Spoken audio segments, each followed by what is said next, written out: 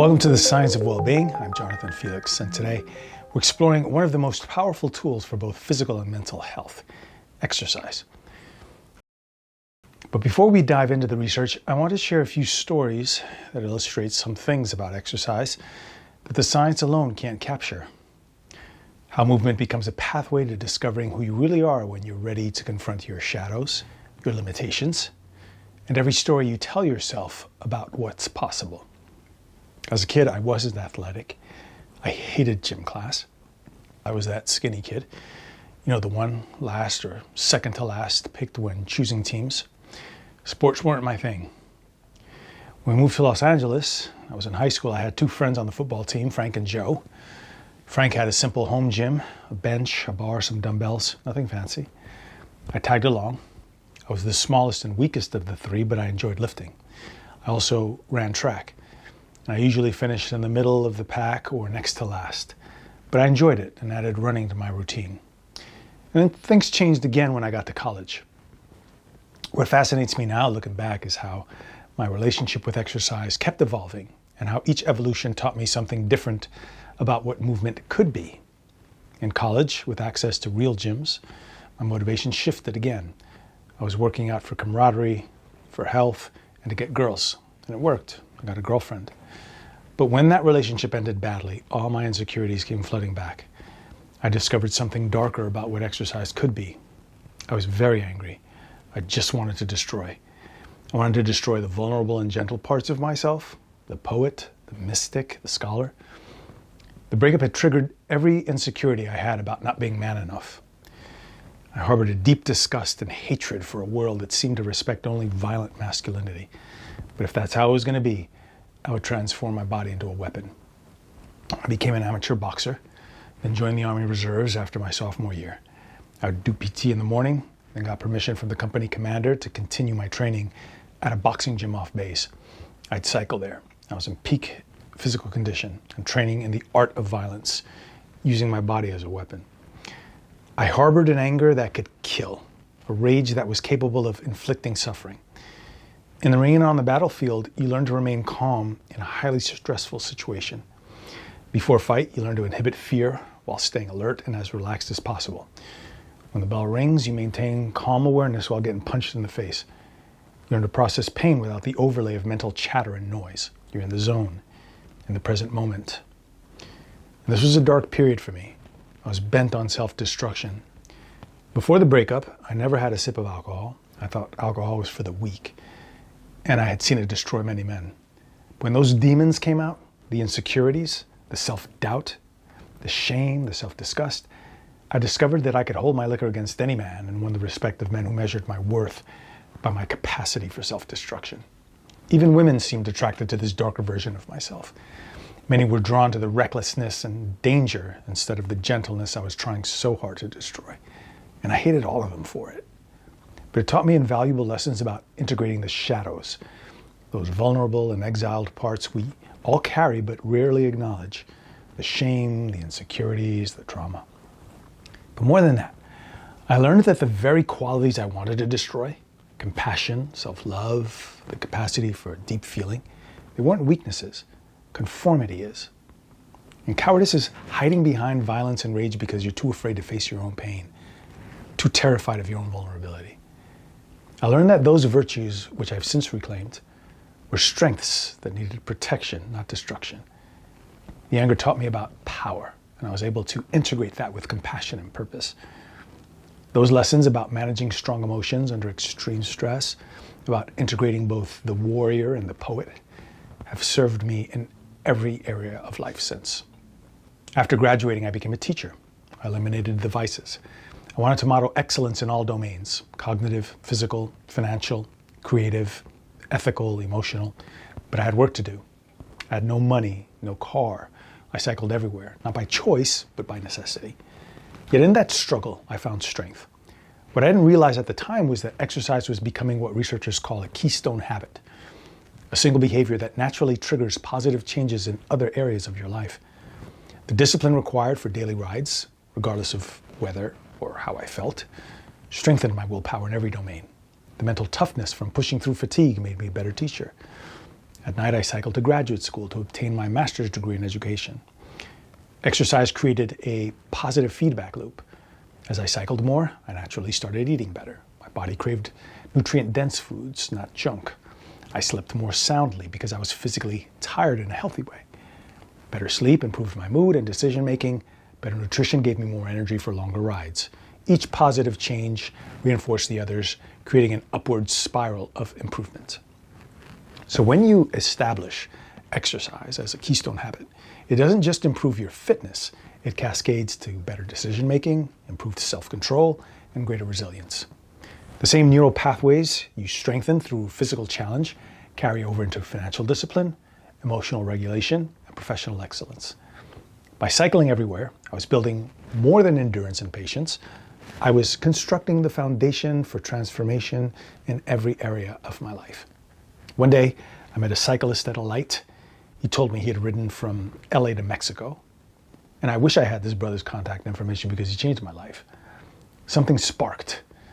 I wanted to test myself, but I was still missing the foundation for all success, the right mindset.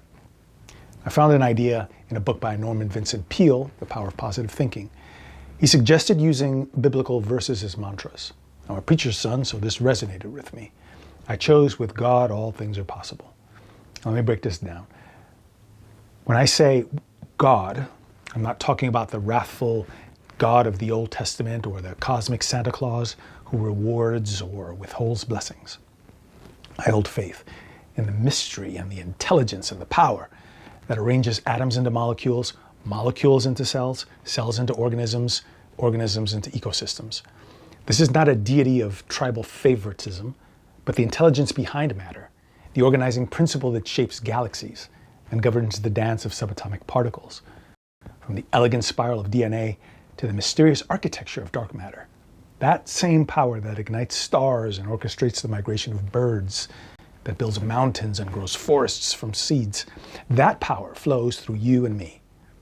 We're not separate from this intelligence. We're expressions of it. So with that power, all things are possible. And what do I mean by all things? I know I can't defy the laws of physics. I can't live forever in this body. But what the mind can conceive as possible, not wishful thinking, but genuine possibility, aligned with natural law, that becomes achievable. The same creative force that turned a single cell into the complexity of your brain can turn a vision into reality, a dream into experience, a seemingly impossible challenge into an accomplished fact. After repeating this mantra daily, it began to open up my mind to possibilities, and I decided to test it. I planned a bike ride to Mexico without maps, with little money, no reservations, just faith, 2 wheels, strong legs, and a mantra. It took me a few days, but I made it. Then I planned a 400-mile bike ride from LA to Oakland. In 4 days, $200. By day 1, I'd only covered 75 miles, and I had already spent about $100 on a hotel and food. Logic said, turn back, but faith pressed me forward. I remember that moment clearly. Reasoning made a linear case to return, but something deeper urged me to continue. And this quote by Ralph Waldo Emerson, "To trust thyself, every heart vibrates to that iron string," flashed in my mind. There was a verse from the Bible. Now, faith is the substance of things hoped for, the evidence of things not seen. So I just made a little prayer, asked God to back me on this one, and I kept going. I made it to Oakland 3 days later with dollars to spare, and with a confidence and faith I never had before. I was living by faith. I put it into action. I then cycled America. I learned about inner and outer worlds, about what the body could endure when the spirit was strong. I cycled Europe from Venezia to Lisboa. In Puerto Rico, I rented a kayak, having never paddled before. I fell in love with the sport. When I got home, I had saved enough for a truck. I also bought a kayak. And I paddled California's Salton Sea, Lake Mead, where I learned to control fear, not by suppressing it, but by alchemizing it into meticulous planning, caution, and preparedness. Once I had a handle on that, I began kayaking to the Channel Islands, Anacapa, Santa Cruz, Catalina Island. Each crossing taught me something new about mental discipline and the power of focused intention. I also learned important lessons on money and value. I would train along the coast and paddle out of Marina del Rey. There were multi-million-dollar mega yachts moored there. floating palaces that cost more than most people's homes. And every week I'd launch my little kayak right past these symbols of extraordinary wealth. I didn't have that kind of money, but I had something far more valuable to me: time affluence and experiential wealth. While those beautiful yachts sat anchored, I was out there living every weekend in rhythm with the ocean, testing my limits and discovering what was possible. In Japan, where I lived and taught, I cycled all 4 main islands. I kayaked the Nagara River down to where it converges with the Ibi and Kiso rivers. I paddled Lake Biwa, hiked the Shikoku Trail, and I found joy and peace in using my body as a precision machine, discovering what was possible when I moved with intention and respect for both my capabilities and limitations. And during my divorce, anger and sadness consumed me, but I channeled these raw emotions into raw power. I was bench pressing 315, 450-pound squats. Then I ruptured my pectoralis tendon and learned another lesson. Even our strength has limits. And sometimes those limits teach us the most important lessons of all. So 3 years ago, when I turned 50, I wanted to celebrate the gift of 5 decades by giving myself 50 challenges. There were financial challenges, there were creative challenges, physical challenges. My son, who was 12 at the time, asked if I thought I could pass the Navy SEALs physical fitness test. And that question sparked something bigger. There are 5 or 6 elements to that test. I expanded it to 50 different military fitness standards from units around the world.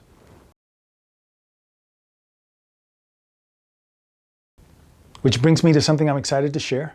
I've documented this entire journey, the protocols, the research, the setbacks, and the breakthroughs, in a book called Beyond Limits: A Father's Journey Through the World's Toughest Military Fitness Tests. It's the complete system that took me from struggling with basic standards to exceeding elite military benchmarks in my 50s. More importantly, it's a blueprint anyone can follow, whether you're 25 or 55, whether you're just starting or looking to break through plateaus. I did all of this without a lot of money. I'm an elementary school teacher who teaches innovation and technology. I'm not a fitness influencer. I don't take steroids or performance-enhancing drugs. My life is ordinary in many ways. But that's exactly why this matters. This is what's possible for regular people with regular resources at any stage of life. I learned one of the most important lessons during my sophomore year in college. I had 2 roommates, Frank and Stacy, who were severely disabled. Some people might think passing a fitness test designed for 23-year-olds at 53 is tough, but Frank and Stacy embodied ultimate toughness. A lot of us talk tough when we're young and healthy, but what happens when you lose that? Watching them redefine strength and resilience on their own terms showed me that true grit isn't about how much you can bench press or how fast you can run. It's about showing up every day with whatever capacity you have and refusing to let circumstance define you. Today, in my Science of Wellbeing classes, I see this truth lived out every week. The 80-year-old doing chair exercises with more enthusiasm than some 20-year-olds at the gym.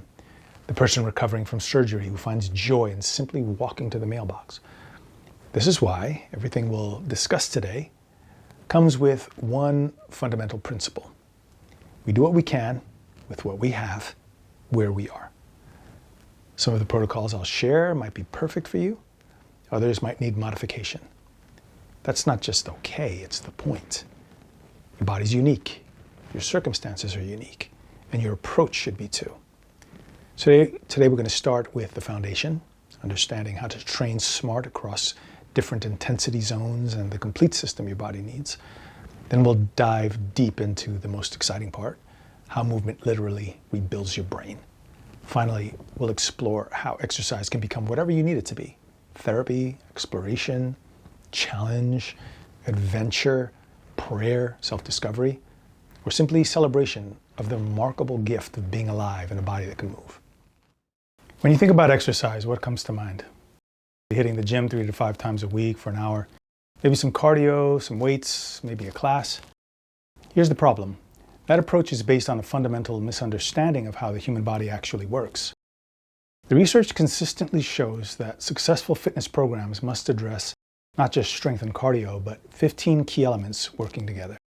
And it all starts with understanding how your body responds to different intensities. Your body has 3 distinct energy systems. System 1, or the anaerobic lactic system, is your 10-second power system. Think maximum deadlift. System 2, the anaerobic lactic system, is your 10 to 90 second strength endurance system.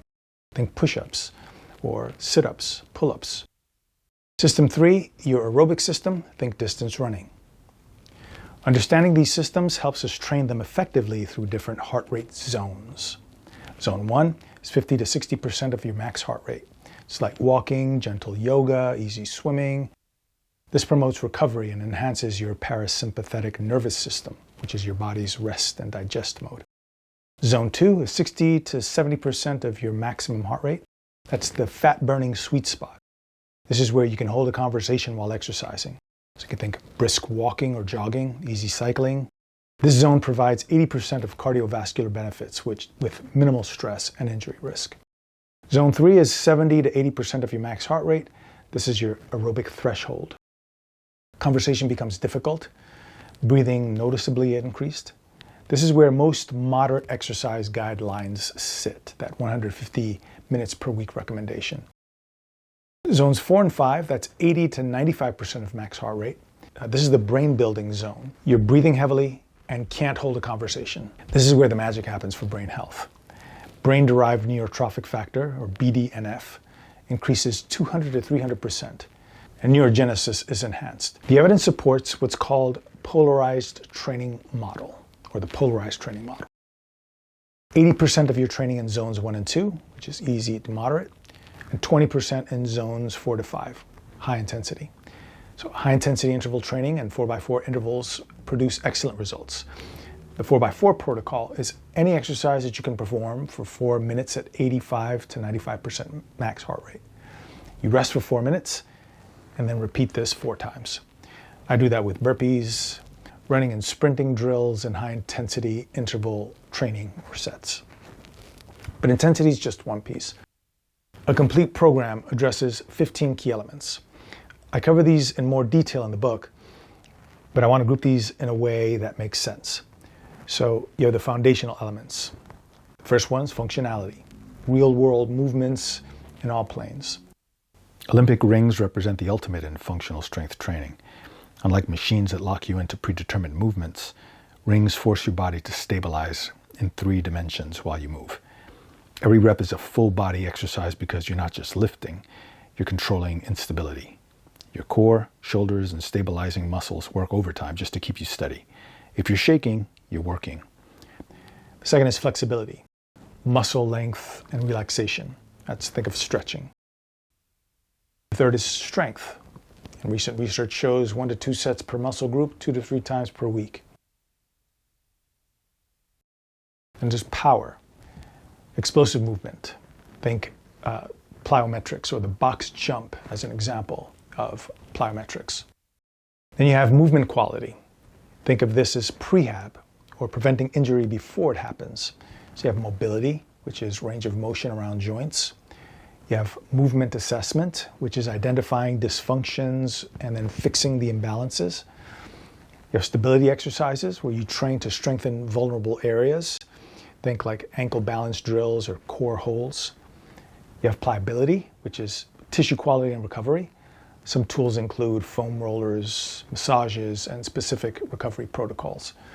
There's balance. This degrades rapidly with age if not trained. Next, you have these integration elements. Things like coordination and agility, reactive training that challenges your nervous system, rest and recovery, active protocols, it's not just sleep. You have hydration. It's drinking half your body weight in ounces daily, more if you're sweating. And there's diet integration, timing nutrients around workouts, stress management. Exercise is stress management, periodization and program structure, which is systemic progression over time. I follow the 10% rule, which refers to gradual increases in volume, intensity, complexity, or duration by 2.5 to no more than 10%. There's also a period for deloading, roughly every 4 to 6 weeks. This is where you give your body a chance to recover. And supercompensation is another principle you might apply to your training. Your body essentially says that stress might happen again, so we'd better be ready. Your body doesn't just repair back to baseline, it overcompensates. Muscle damage is repaired, the fibers become slightly stronger. Energy storage capacity increases, cardiovascular efficiency improves, and your performance peaks above your previous level. After suffering persistent Achilles tendonitis issues, I decided to take months off of running. And when I did resume, I started slowly, building back slowly, following that 10% rule I mentioned earlier. I also started modifying my runs with varied movement patterns, side straddles, backward running, lunges. And what this does is it breaks up the repetitive forward motion, which prevents the wear patterns that cause runner's knee or band issues or shin splints. Lateral movements activate the glutes and hip stabilizers that straight running ignores. Backward running works the hamstrings and calves differently than running forward. Quick direction changes improve reactive ability. Lunges build single leg strength and explosive capability. So these modifications transform running from a single plane, repetitive activity into complete movement practice that builds athleticism. I don't work out a lot. A lot of my exercise is integrated into my workday. I might cycle to work when possible. That's my commute and my cardio. I pace while I'm teaching. I average about 6 miles daily just through normal activity. I do mini sets between classes, sometimes with my classes, some pull-ups, some wall sits, different challenges that maintain capacity without requiring dedicated time blocks. So our bodies are designed to move throughout the day, not just during workout time. Our ancestors didn't work out. They moved because movement was life. Resistance bands are great tools. Shout out to Tom Brady for sharing this tip in his book TB12. Variable resistance enhances neuromuscular coordination. When you stretch a resistance band, it fights back more the further you pull. That means it's easier at the start, it's harder at the end of a movement. And bands increase tension through the range of motion, requiring the brain to dynamically adjust motor output. Resistance bands wobble, they pull in different directions, and that forces your body to pay close attention to posture, to balance, and muscle control, activating smaller stabilizer muscles that often get ignored. And over time, your body becomes more coordinated, stronger, and graceful. Because bands are less stable than machines or even dumbbells, they require conscious, fine-tuned control, training not just muscles, but attention, balance, and body mapping. Bands provide joint-friendly resistance. It gets harder the more you stretch them. So when you're just starting a movement, like the bottom of a squat or the beginning of a bicep curl, the band isn't pulling too hard. But as you get to the stronger part of the motion, the band pulls harder, giving you more resistance when your body can handle it. And this reduces injury risk and respects joint integrity. And the tension doesn't just drop off like with gravity-bound weights. That means eccentric control, or lowering the band, becomes a built-in requirement, leading to superior gains in control and tendon strength. You can move in diagonal, rotational, multiplanar patterns, the kind of movement the nervous system actually uses in daily life. And bands support both strength and movement literacy. So bands have a lower intimidation factor. Unlike heavy iron or gym machines, they feel more inviting, especially for beginners, older adults, or those recovering from injury. Bands allow you to practice mindful movement anywhere. The office, the garage, hotel room. They liberate movement from space-time constraints, reinforcing consistency, so you can train anywhere. And time under tension is longer with bands, often engaging stabilizers in smaller muscle groups, raising metabolic load when using lighter resistance.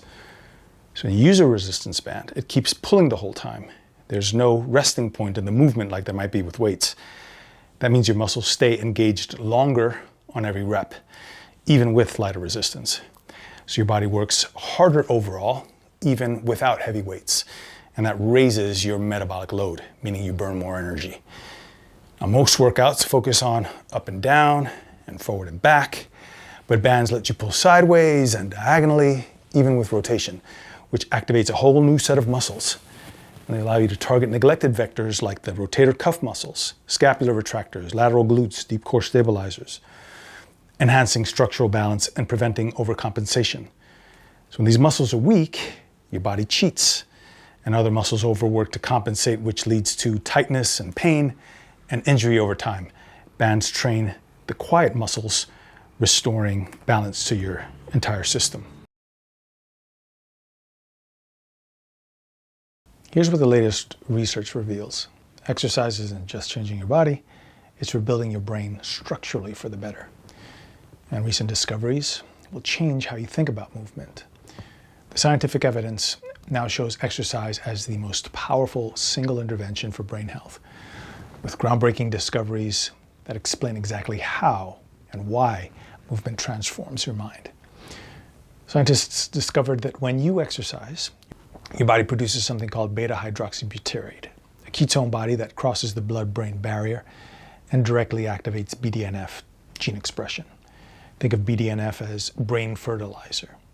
It promotes the growth of new brain cells, protects existing neurons, and creates new neural connections. And here's what's revolutionary. This pathway works even when you're not in ketosis, even when you have normal glucose levels. Exercise literally produces its own brain-building compound. Your brain is growing new cells. So for decades, scientists believed adult brains couldn't do this, couldn't grow new neurons. We now know that's completely wrong. Exercise increases new neural formation in your hippocampus, your brain's memory center, by approximately threefold. These aren't just any cells. They're specifically located in the area responsible for learning and memory formation. After a single exercise session, BDNF levels increase by 33 to 38%. And these aren't small changes. These are massive biological shifts happening in your brain every time you move intensely. Structural brain changes include hippocampal volume increase of 1 to 2%. So your brain is literally getting bigger in the areas that matter most for memory and learning. Advanced neuroimaging shows these changes can persist for up to 5 years, even after you stop exercising. So here's where the intensity zones we discussed earlier become crucial. A landmark 2024 meta-analysis of 20 randomized controlled trials found that high-intensity interval training significantly outperforms moderate exercise for information processing, executive function, memory formation, cognitive flexibility. The validated protocol that produces maximum brain benefits is 4 cycles of 4 minutes at 85 to 95% maximum heart rate, followed by 3 minutes recovery, performed 3 times weekly. That's just 30 minutes total, including warm-up, producing these great benefits compared to longer, moderate intensity sessions. It's not just about memory. Exercise creates what researchers call stress inoculation. When you do high-intensity exercise, you produce acute cortisol spikes that actually suppress your stress response to psychological challenges for up to 15 days. So you're training your brain to handle stress better. This cross-stressor protection means that physical challenge makes you more resilient to mental and emotional challenges. The prefrontal cortex, which is your brain's CEO, gets stronger and better at regulating emotions and making decisions under pressure. A comprehensive 2024 analysis analyzed nearly 100 meta-reviews and found exercise produces 42 to 60% reduction in mental health symptoms compared to 22% to 37% for psychotherapy or medication alone. This isn't exercise as a nice addition to mental health treatment. This is exercise as a first-line therapy. The evidence now supports prescribing exercise before or alongside traditional treatments for depression and anxiety. The research reveals no absolute threshold, but minimal clinically relevant dose is about 150 minutes of moderate exercise weekly or 75 minutes of vigorous exercise weekly. The benefits plateau, so more isn't always better. But here's the key. Higher intensities produce stronger benefits in shorter time frames. So you don't have to wait weeks to see brain benefits. Exercise sessions under 30 minutes produce stronger acute cognitive improvements than longer durations, with peak effects occurring 30 to 60 minutes post-exercise. This means your next meeting, your next creative project, your next learning session are all enhanced by the workout you did an hour ago. Multicomponent training takes the crown. Network meta-analyses show that combining aerobic, resistance, and balance training produces the greatest cognitive benefits. And here's something interesting. Dance emerges as uniquely effective, engaging multiple brain networks simultaneously and showing superior psychological benefits. And dance is one of my favorite exercises for improving mobility and balance.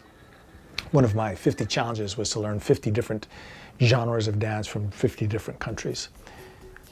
When you dance, you're not just moving, you're processing music, you're coordinating complex movements, you're making split-second decisions and often interacting socially. Your brain lights up like a Christmas tree. And it's never too late to start. The effects are particularly pronounced in older adults who show larger effect sizes for temporary improvements and greater protection against brain aging. Middle-aged adults benefit most from working memory enhancements, and young adults primarily see processing speed improvements. The key insight is this: your brain remains plastic throughout your entire life. Your workout is literally reshaping your neural architecture. And perhaps most remarkably, benefits persist up to 5 years after exercise ends. The structural brain changes provide lasting cognitive protection that distinguishes exercise from other interventions.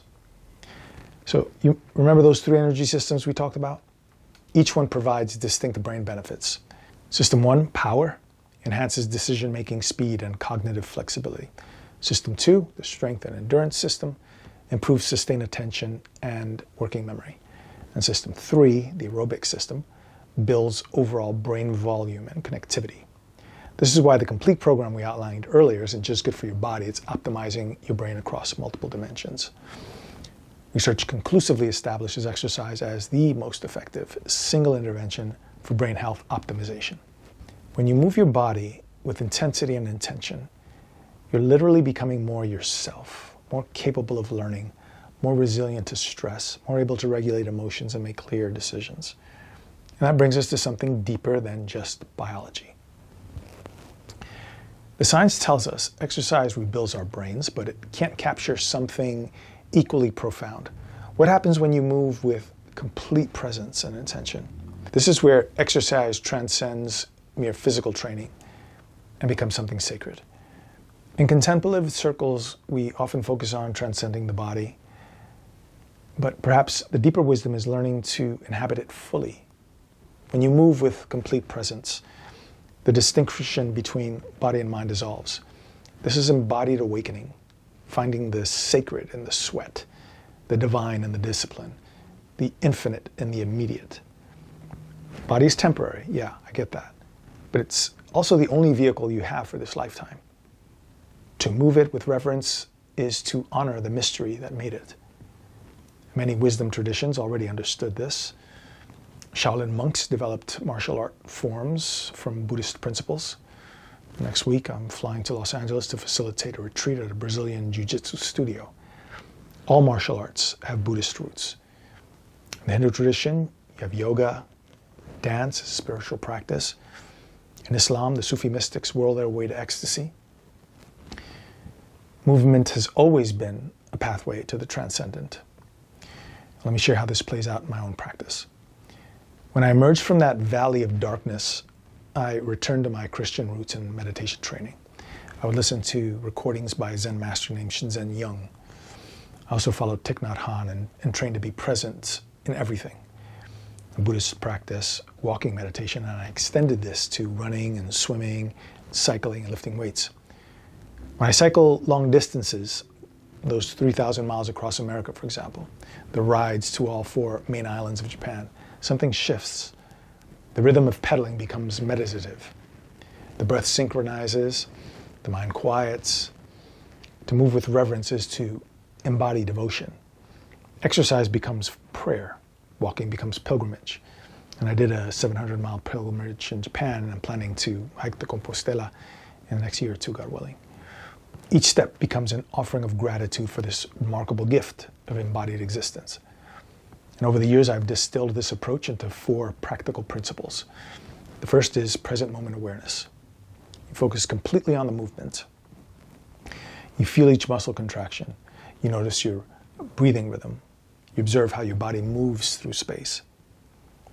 As Shinzen Young emphasized, this complete attention transforms ordinary movement into contemplative practice. There's no mental space for yesterday's regrets or tomorrow's worries. There's only this moment, this breath, this movement. That's the gift of intense physical challenge. It demands complete presence. Then there's breath integration. Coordinate breathing with movement deliberately. In strength training, there are bracing techniques, exhaling on exertion, inhaling on the return. In yoga, qigong, and tai chi, all of which I practice, are breath-led movement. When running, find your natural rhythm and stay connected to it. The breath is always available as an anchor. When you're pushing your limits and the mind wants to quit, return to the breath. It connects you to something larger than the discomfort of the moment. Breathing nasally is also better than breathing through the mouth. There's a world-class sprinter named Sha'Carri Richardson, who's one of the few sprinters who breathe nasally. Another mindfulness technique is the body scan. During rest periods, quickly scan the body. Notice areas of tension, fatigue, or energy. This builds what researchers called interoceptive awareness, your ability to sense internal states. It's a skill that enhances both physical performance and emotional intelligence. In those military fitness tests I documented Beyond Limits, this body awareness became crucial. You learn to distinguish between discomfort and actual danger, between the mind's desire to quit and the body's real limitations. Then you have non-judgmental observation. When you notice fatigue, discomfort, or the desire to quit, observe these sensations without immediately reacting. Simply witness. You notice tiredness as tiredness. You notice resistance arising. This builds mental resilience that transfers to all areas of life. It allows you to notice sensations without labeling them as good or bad. It just becomes a signal, and you learn to mind those signals. You also learn that the mind often quits before the body does. Ego transcendence is another benefit. Intense exercise naturally dissolves ego boundaries. Buddhists meditate on the 5 remembrances. I'm of the nature to grow old. I cannot escape old age. I'm of the nature to get sick. I cannot escape sickness. I'm of the nature to die. I can't escape death. All that is dear to me and everyone I love are of the nature to change. This includes your health, your youth, your strength, your vigor, and your mobility. And the 5th remembrance, I inherit the results of my actions of body, speech, and mind. So in contemplative circles, we seek balance. We take care of the body, but do not obsess over it as many of us in the West do. Within this vessel pulses something mysterious and beautiful. And there's a verse I love, "Know ye not that ye are the temple of God and that the Spirit of God is in you?" There's a poem by Basava, a Hindu mystic, who wrote, "The legs are pillars, the body a shrine, the head a cupola of gold. But like all temples made of stone, it returns to dust in the end. What dances within you is something beautiful waiting to be discovered, but we often make idols out of the temple itself." Exercise is much more pleasant when performed without attachment, without ego, and mindfully. And when you're pushing your limits, there's no mental space for self-criticism or comparison. You enter what psychologists call the flow state. I experience this regularly. Time distorts, concentration becomes effortless. There's a sense of transcending normal limitations. This state is inherently contemplative. You're fully present, non-judgmental, and connected to something larger than your everyday concerns. So mindful movement is a celebration. I often think of Tomihiro Hoshino, the Japanese poet and painter who became paralyzed while demonstrating a gymnastics exercise to his students. He continued creating art with a brush held in his mouth for 50 years, painting watercolors of flowers and writing poetry about life's beauty.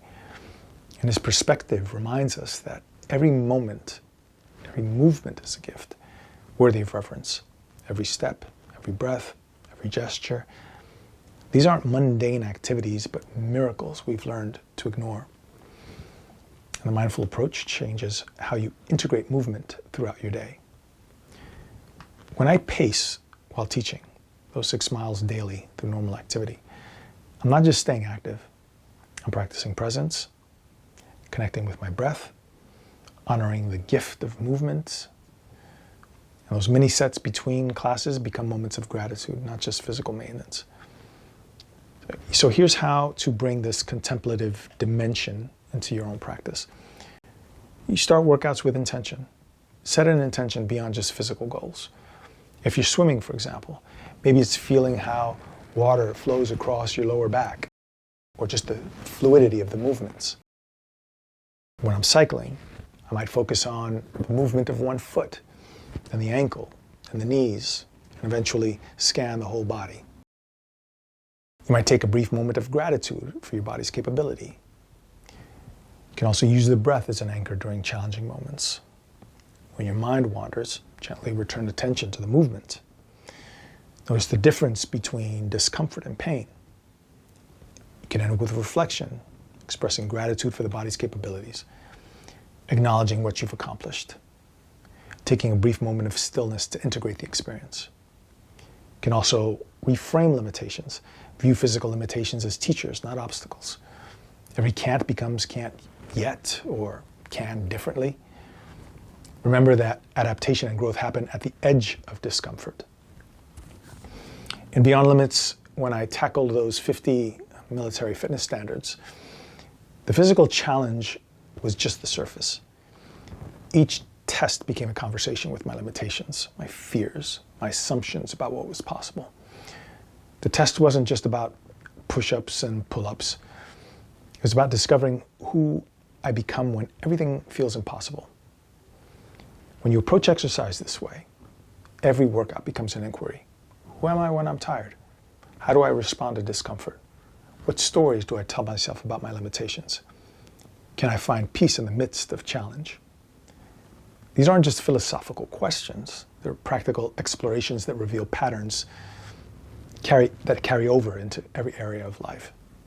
When you move mindfully, you're not just exercising your body, you're practicing presence, cultivating resilience, and honoring the remarkable gift of embodied existence. Every workout becomes a form of moving meditation. Every rep, a prayer of gratitude for the miracle of movement itself.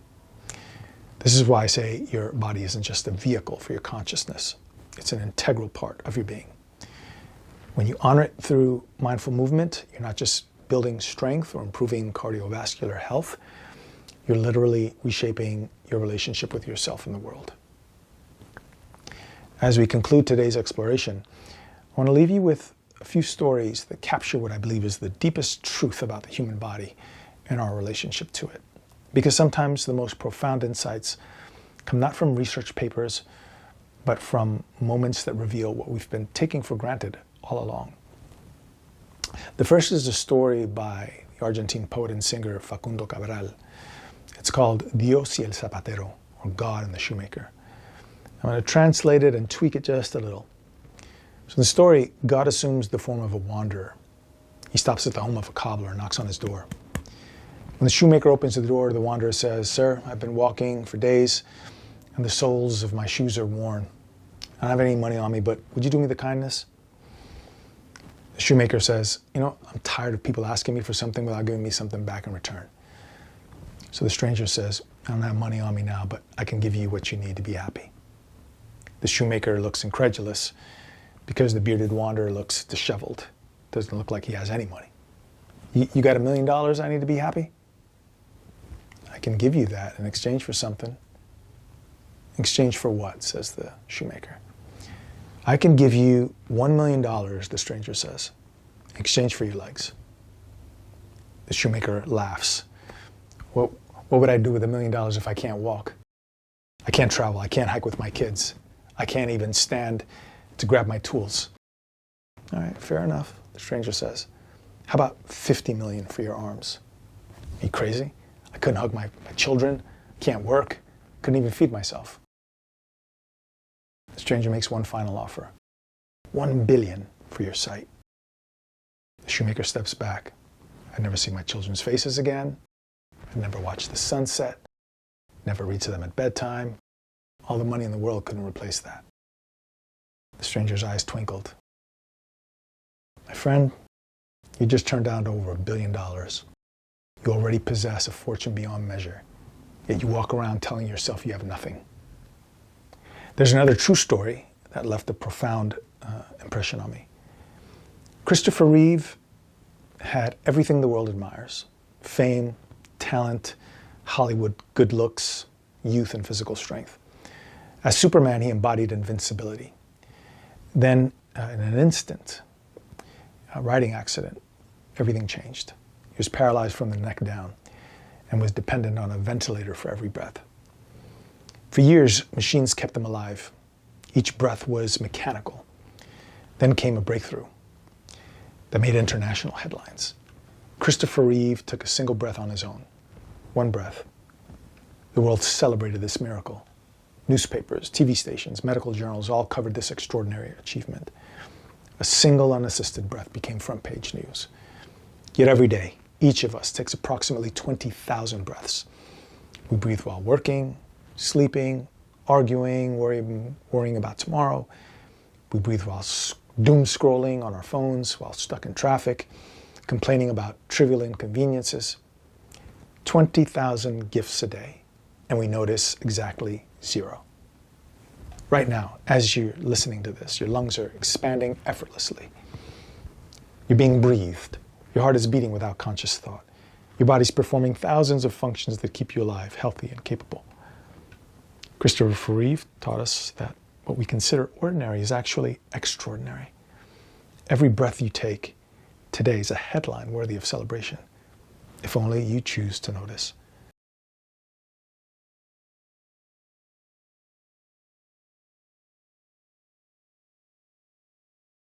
And last story. When I taught programming and robotics, I spent my days teaching students to build machines that can perform simple tasks. When I program a robot to open a water bottle, prepare for months of complex engineering. First, there's a vision system.